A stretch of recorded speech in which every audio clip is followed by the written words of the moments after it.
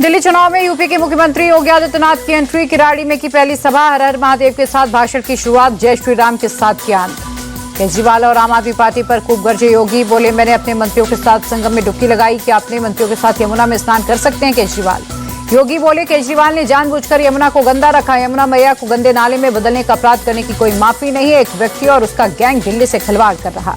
योगी ने आम आदमी पार्टी के नेताओं को झूठ बोलने का एटीएम बताया, कहा रोज सुबह झूठ फैलाते हैं केजरीवाल, झूठ बोलना झूठ फैलाना इनका काम है। बिजली, पानी और सड़क के मुद्दे पर भी योगी ने केजरीवाल को घेरा, कहा दिल्ली में यूपी से 3 गुना महंगी बिजली, नोएडा की सड़कें दिल्ली से बेहतर, अब लोग यूपी का विकास मॉडल देखना चाहते हैं। सीएम योगी के चुनाव प्रचार पर संजय सिंह का बयान, बोले दिल्ली में कोई असर नहीं होगा, भड़काऊ नारे लगाकर वोट लेना चाहती है बीजेपी।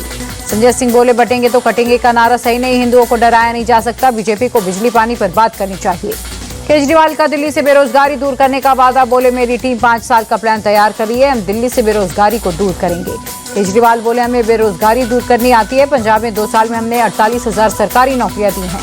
आप सांसद राघव चड्ढा बोले बेरोजगारी देश की सबसे बड़ी समस्या, युवाओं को रोजगार मिला तो देश का विकास होगा, हम जो कहते हैं वो करते हैं। बीजेपी प्रवक्ता शहजाद पूनावाला बोले 11 साल बाद रोजगार का ध्यान आया, अब इनके राजनीतिक तौर पर बेरोजगार होने की बात आई तब रोजगार की चिंता हुई। केजरीवाल की बेरोजगारी दूर करने वाले वादे पर प्रवेश वर्मा का टैग, बोले केजरीवाल की जमानत जब्त होने वाली है, आपके पास कोई मुद्दा नहीं, इसलिए अब ये सिर्फ बातें कर रहे। दिल्ली के कस्तूरबा नगर में पंजाब के मुख्यमंत्री भगवंत मान का रोड शो, आप कैंडिडेट रमेश पहलवान के लिए मांगे वोट। नई दिल्ली से कांग्रेस उम्मीदवार संदीप दीक्षित का बड़ा आरोप, कहा आप वाले पैसे बांट रहे और बीजेपी वाले कंबल, शिकायत के बावजूद कार्रवाई नहीं हो रही। दिल्ली के मुस्तफाबाद में आज होने वाली राहुल गांधी की रैली रद्द, राहुल की खराब तबियत के चलते कैंसिल हुई रैली। बुधवार को भी खराब तबियत के चलते राहुल की रैली सदर बाजार वाली रद्द हो गई थी। नई दिल्ली में संदीप दीक्षित के लिए पदयात्रा भी कैंसिल हुई थी। पंजाब और दिल्ली के लोगों ने प्रवेश वर्मा के बयान को लेकर भेजा लीगल नोटिस। प्रवेश वर्मा ने पंजाब नंबर की गाड़ी को सुरक्षा के लिए बताया खतरा। यूपी के मिल्कीपुर उपचुनाव पर बोले यूपी सरकार के मंत्री स्वतंत्र देव सिंह, कहा चुनाव एक तरफा है, योगी जी के प्रति जनता में प्रेम और स्नेह है।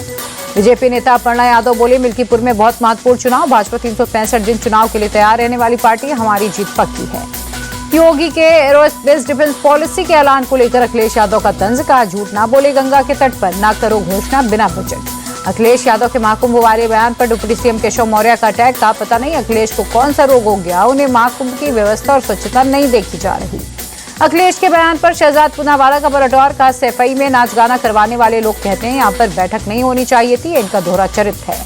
ममता बनर्जी का केंद्र सरकार पर अटैक, कहा केंद्र सरकार हमें पैसा नहीं दे रही, लेकिन हम भीख नहीं मांगेंगे, हम अधिकारों के लिए लड़ते रहेंगे। जूट की एमएसपी में बढ़ोतरी पर पीएम का ट्वीट, लिखा जूट उत्पादक किसान भाई बहनों के हित में बड़ा कदम, बंगाल सहित कई राज्यों में लाखों किसानों को लाभ होगा। पंजाब में ब्रिटिश सिख सोल्जर जगजीत सिंह के खिलाफ यूएपीए के तहत मामला हुआ दर्ज। गुरदासपुर में पुलिस चौकी पर हुए अटैक के मामले में पहले से 2 एफआईआर हैं। मनी लॉन्ड्रिंग केस में जमानत मिलने के बाद झारखंड की आईएएस अफसर पूजा सिंघल का निलंबन वापस, फिर से राज्य सरकार के कार्मिक और प्रशासनिक विभाग का काम करेंगी। पूजा सिंघल का निलंबन वापस होने पर भड़के बीजेपी नेता रविशंकर प्रसाद बोले भ्रष्ट अधिकारी की दोबारा पोस्टिंग सरासर गलत है, झारखंड सरकार में शामिल कांग्रेस और राहुल गांधी जवाब दें। दिल्ली हाईकोर्ट ने राशिद इंजीनियर की याचिका पर एनआईए को नोटिस किया जारी। टेरर फंडिंग मामले में आरोपी सांसद राशिद की नियमित जमानत के मामले में अगली सुनवाई 30 जनवरी को। सैफ अली खान के हमलावर के बांग्लादेशी होने के सबूत मिले। मोहम्मद शरीफुल इस्लाम शहजाद का बांग्लादेशी ड्राइविंग लाइसेंस बरामद। मुंबई पुलिस ने पहले किया था बांग्लादेशी होने का दावा।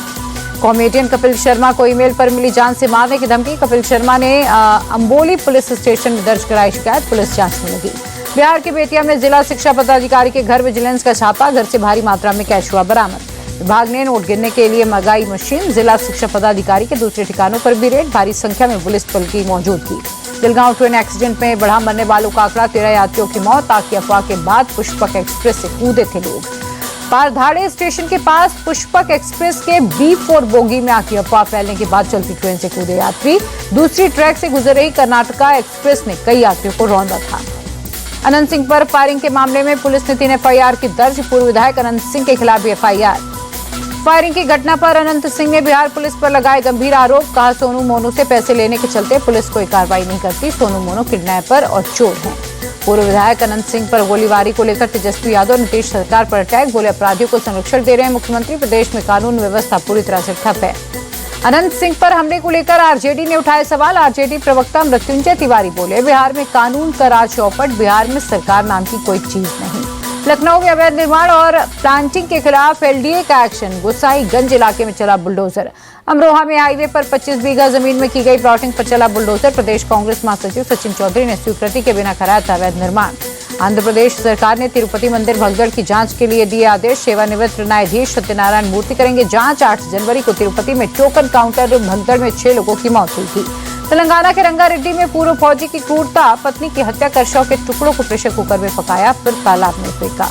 हत्या के आरोपी पति गुरुमूर्ति के कबूलनामा के बाद उसके बयान की पुष्टि में लगी पुलिस।